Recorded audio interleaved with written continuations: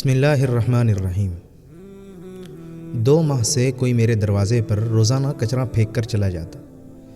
بڑی کوشش کے باوجود وہ پکڑ میں نہیں آیا۔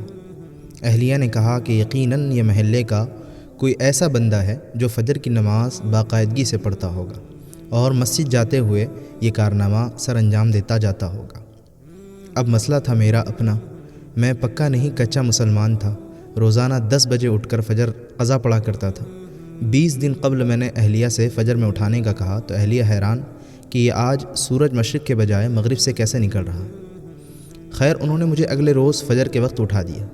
میں نے اٹھتے ہی کھڑکی سے نیچے جھانک کر دیکھا تو دروازے پر کچرا موجود نہیں تھا۔ فٹافٹ وضو کیا، کھڑکی کے پاس ہی مصلی بچھایا اور 2 رکعت سنت کھٹاکھٹ پڑھ کر پھر سے جھانک کر دیکھا تو کچرا دروازے پر پڑا میرا منہ چڑھا رہا تھا۔ خیر پھر 2 رکعت فرض پڑھ کر دوبارہ سو گیا۔ اگلے دن سنت کی بجائے فرض پڑھتے کچرا پھینک دیا گیا۔ 4 دن اسی طرح گزر گئے لیکن کچرا پھینکنے والے کو پکڑ نہیں پایا۔ 5ویں دن اہلیہ کہنے لگی ماشاءاللہ آپ اب فجر کی نماز پڑھنے لگے ہیں تو مسجد میں باجماعت نماز پڑھ لیا کیجیے۔ بات دل کو لگی اور 5ویں دن سنت گھر میں پڑھ کر جماعت سے 15 منٹ پہلے دروازے پر کرسی لگا کر بیٹھ گئے اور محلے کے نمازی حضرات کو آتے دیکھنے لگا کہ کس نمازی کے ہاتھ میں کچرے کا شاپر ہے، لیکن افسوس سارے خالی ہاتھ آتے دکھائی دیے۔ نماز پڑھ کر آیا تو دروازے پر کچرا موجود نہیں تھا۔ 1 ہفتے مسلسل پابندی سے باجماعت نماز پڑھنے کے بعد میں نے اہلیہ سے کہا بیگم اب کچرا پھینکنے والا شاید ڈر گیا ہے، جبھی کچرا نہیں پھینک رہا، اب آپ مجھے فجر کے وقت نہیں اٹھانا۔ اہلیہ کچھ نہیں بولی۔ اگلے دن اہلیہ نے تو مجھے نہیں اٹھایا، البتہ میری خود آنکھ کھل گئی۔ کھڑکی سے جھانک کر دیکھا تو کچرا دروازے پر موجود تھا۔ ٹائم دیکھا تو فجر کا وقت تو باقی تھا لیکن جماعت نکل چکی تھی۔ اب اگلے دن پھر وہی معمول تھا۔ 2 ہفتے مسلسل فجر کی نماز باجماعت پڑھتا رہا اور دروازہ صاف ستھرا ملتا رہا۔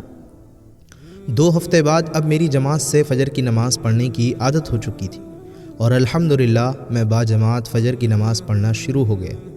پھر کچھ دن بعد رات کے کھانے میں اس کچرا پھینکنے والے کا ذکر آ گیا۔ میں اسے برا بھلا کہنے لگا۔